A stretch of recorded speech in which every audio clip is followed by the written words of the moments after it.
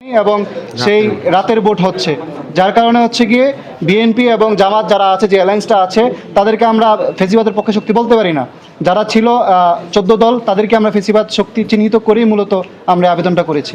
ইসলামী আন্দোলনও তো 18 সালের নির্বাচনে গিয়েছিল। 18 সালের নির্বাচনে সকল রাজনৈতিক দল ঐক্যমতের ভিত্তিতে নির্বাচনে অংশগ্রহণ করেছিল এবং পরবর্তীতে যখন তারা দেখতে পেয়েছিল যে রাতের আধারে ব্যালট বাক্স ভর্তি করা হচ্ছে, তখন তারা প্রত্যেকেই নির্বাচন বর্জন করেছে। 18 সালের নির্বাচনকে আমরা এখানে মানদণ্ড ধরছি। আমরা বলছি 14 সালের নির্বাচন এবং 2024 সালের নির্বাচন, এই দুটি নির্বাচন নয়, এই দুটি নির্বাচনের নামে প্রহসন মাত্র।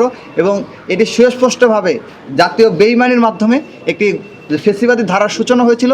সেই ধারাকে টিকিয়ে রাখার আপ্রাণ লড়াইয়ের অংশ হিসেবে এই নির্বাচন নাম হিসেবে, প্রহসন হিসেবে জনগণের সামনে উপস্থাপন করা হয়েছে। সুতরাং আমরা এটিকে 14 সালের নির্বাচন, যেটিকে আসলে আপনারা দেখেছেন বিনা প্রতিদ্বন্দ্বিতা 153 জন নির্বাচিত হয়েছিল, এবং 24 সালের নির্বাচন কোনো রাজনৈতিক দলের অংশগ্রহণ ছিল না, শুধুমাত্র আওয়ামী লীগ এবং আওয়ামী লীগের দামি ক্যান্ডিডেট 14 দল এবং জাতীয় পার্টি এরা অংশগ্রহণ করেছিল। সুতরাং আমরা এই দুটি নির্বাচনকে আমরা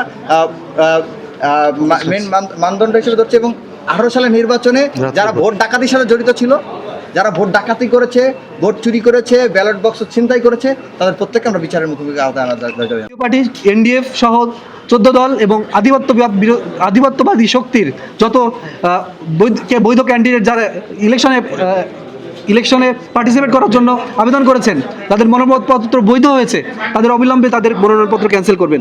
দ্বিতীয়ত আমরা বলেছি যে আগামী ফেব্রুয়ারি 12 তারিখ যেহেতু একটি ঐতিহাসিক ইলেকশন অনুষ্ঠিত হতে যাচ্ছে, সেই ইলেকশনকে কেন্দ্র করে দেশের আইন শৃঙ্খলা রক্ষা পরিস্থিতি যাতে উন্নতি করা হয়। এবং আমরা ইতিমধ্যে জানি যে দেশের পুরো কাঠামো এখন ইলেকশন কমিশনের ভিতরে চলে গিয়েছে, তাদের তত্ত্বাবধানে চলে গিয়েছে। সুতরাং আমরা তাদেরকে বলেছি যে অবিলম্বে যাতে দেশের আইন শৃঙ্খলার পরিস্থিতি উন্নতি করার জন্য যে অবৈধ অস্ত্র ঢুকেছে, আমরা পত্রপত্রিকার মাধ্যমে জেনেছি, সেগুলো যাতে অবিলম্বে উদ্ধার করা হয় এবং সেই সাথে ইলেকশন আয়োজন করার ক্ষেত্রে একটি লেভেল প্লেইং ফিল্ড তৈরি করা হয়।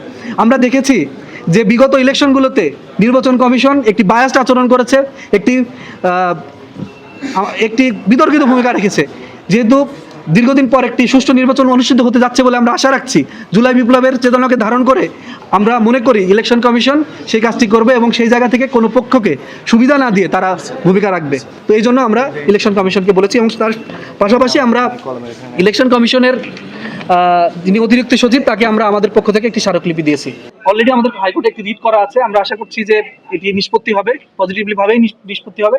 দ্বিতীয়ত আমাদের বেশ কিছু কর্মসূচি আমরা পালন করছি। আমরা গতকালকে আমাদের প্রেস কনফারেন্সে ঘোষণা দিয়েছি, আগামীকালকে আমাদের বিভাগীয় কর্মসূচি রয়েছে এবং ধারাবাহিকভাবে আমরা আমাদের কর্মসূচিগুলো পালন করবো। এগুলো আমরা পরবর্তীতে মিডিয়াতে জানিয়ে দেবো।